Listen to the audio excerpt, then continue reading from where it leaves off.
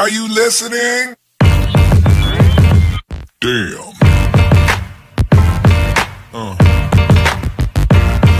Yeah.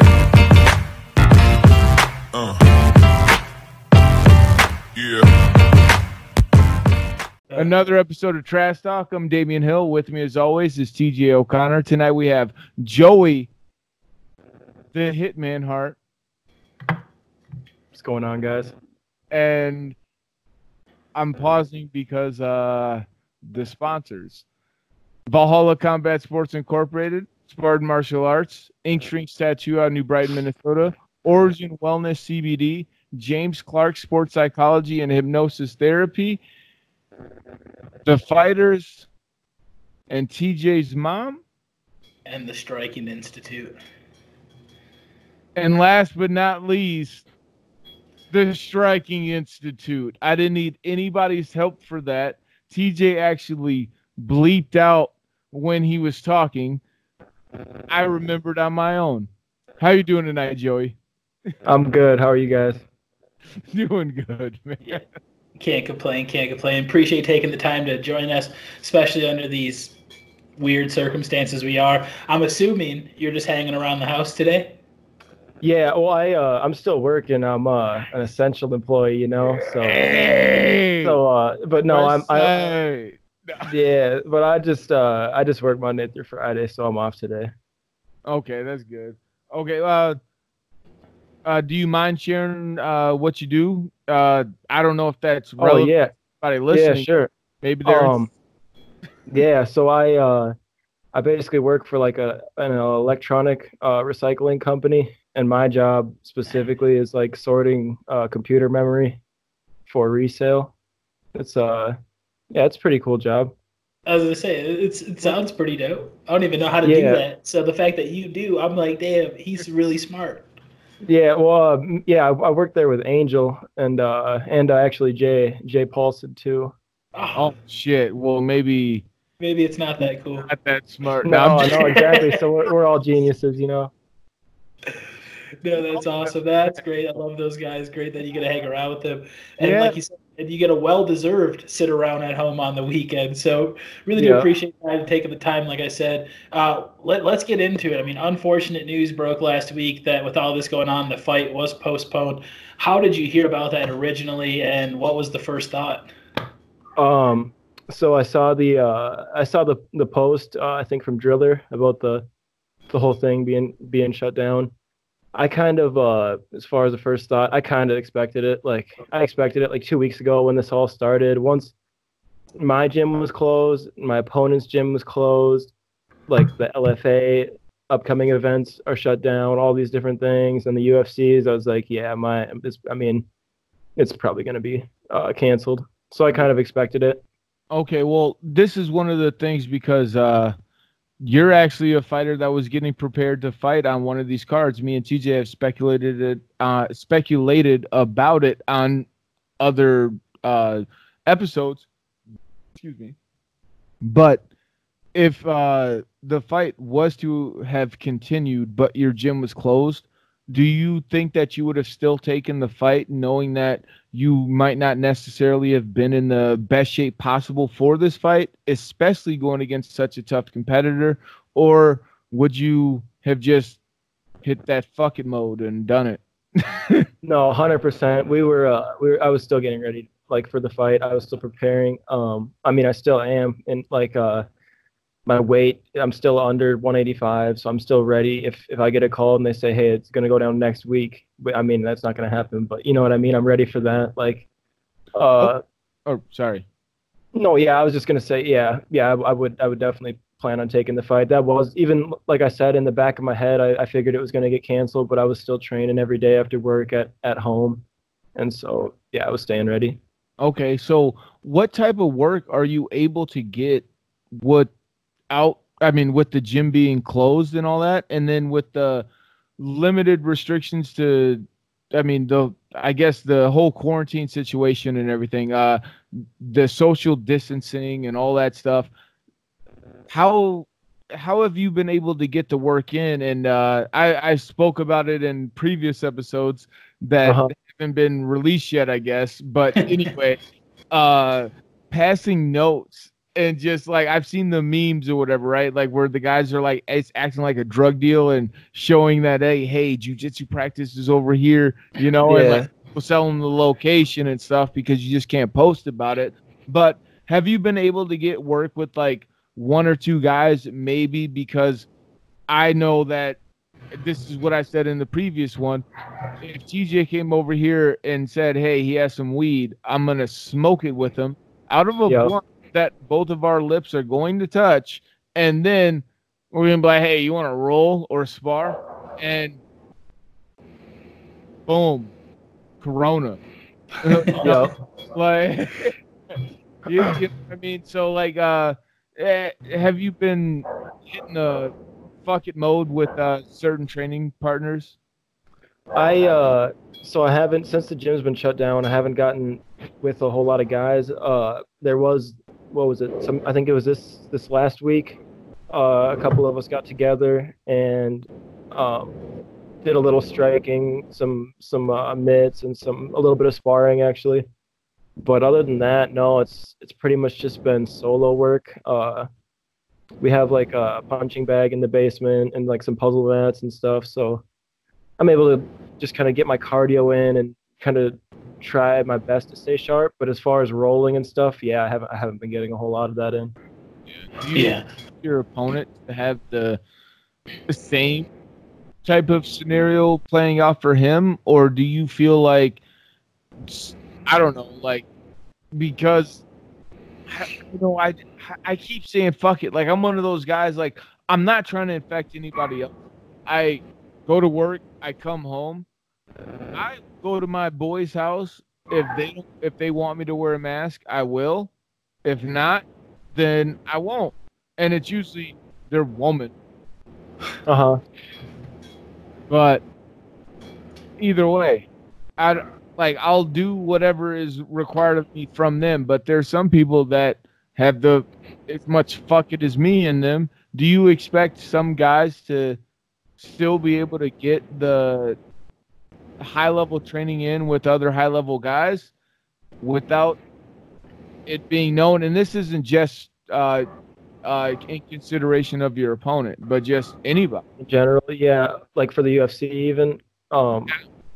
Yeah, I wonder how that all works. I mean, I'm sure if guys like, that's the thing, if all of our fights weren't, because everybody in the gym pretty much who had a fight doesn't have one anymore. So that's kind of why it's all it has been pretty relaxed.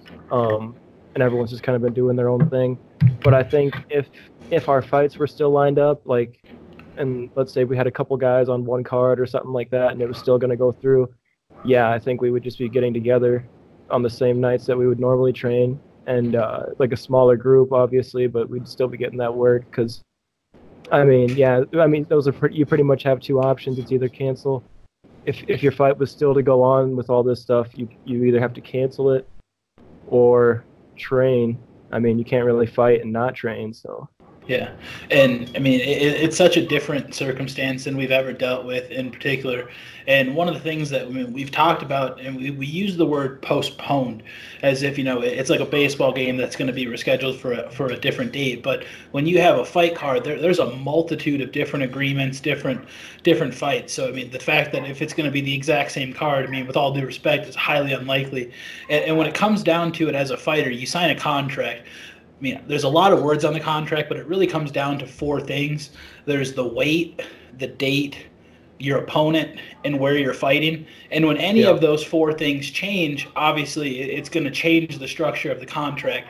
So, I mean, the fact that this fight's going to happen automatically isn't a guarantee. But if you have it your way, is this the fight you want next? Is this the opponent you want next? Do you want to run this as soon as possible? Yeah, I still want to fight Herb.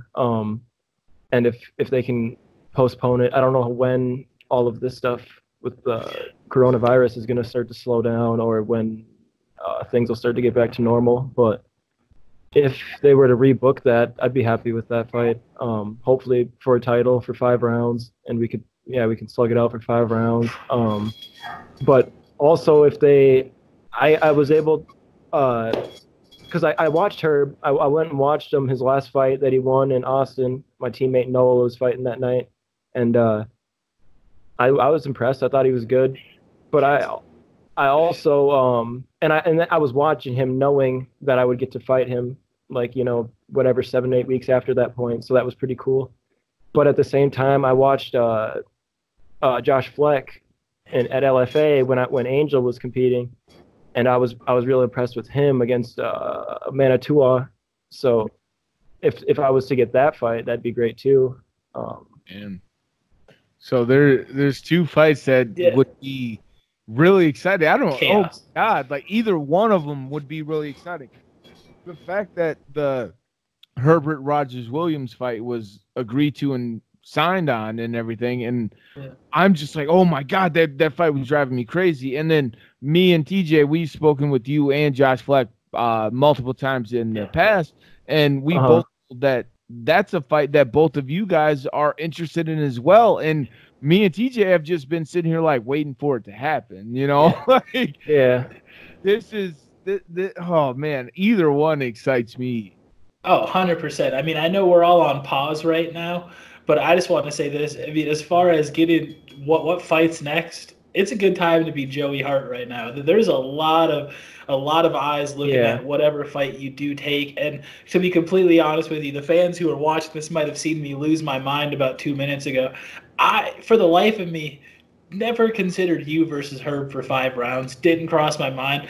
The 4th and the 5th round of that fight might be the most intense shit I've ever seen in my life, just because I've seen you guys fight 3-minute fights nonstop. So to carry that through, I don't even have a question. I'm stealing Damien's line. I have no question. This is just me ranting right now.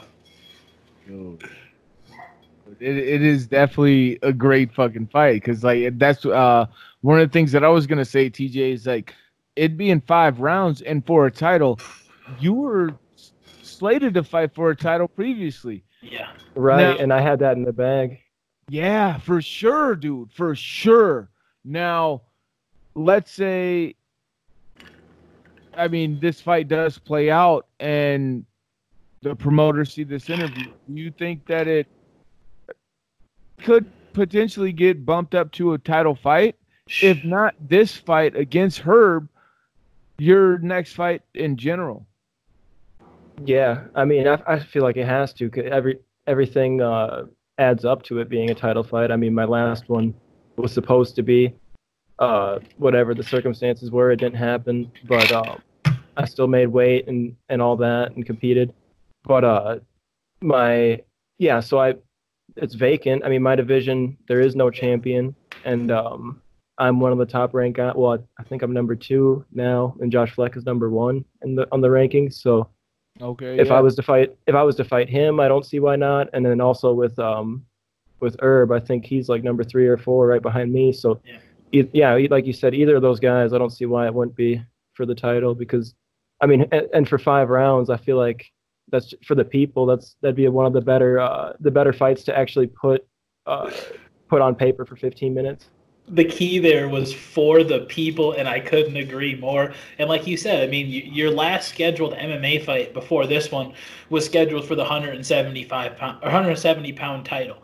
So I don't see why your next fight wouldn't be. I understand the hesitation. I can't speak for the promoter or the matchmaker, obviously, but the hesitation with Herb not officially making 170 before his last fight in Austin. But now that he has shown that his performance was stellar, I don't see why this fight isn't a main event 170-pound amateur title, and I'm going to start preaching that until the wheels fall off, because it needs to happen. Yeah. We've made title fights happen before. Not a big deal or anything, but... No, I appreciate you guys saying that. I mean, and like you're saying, like it's just for the fans. Like Herb, he's exciting. He, like his fight with Manitoua, that 3rd round, he's coming back. He's hurting him. He's almost stopping him. Like he's got good enough cardio. It seems like so. Yeah. And that last win, that guy was like 3-0 or something, undefeated Rufa Sport fighter. So that was a good win. Yeah. Well. Yeah. Hell yeah. Yeah. I mean.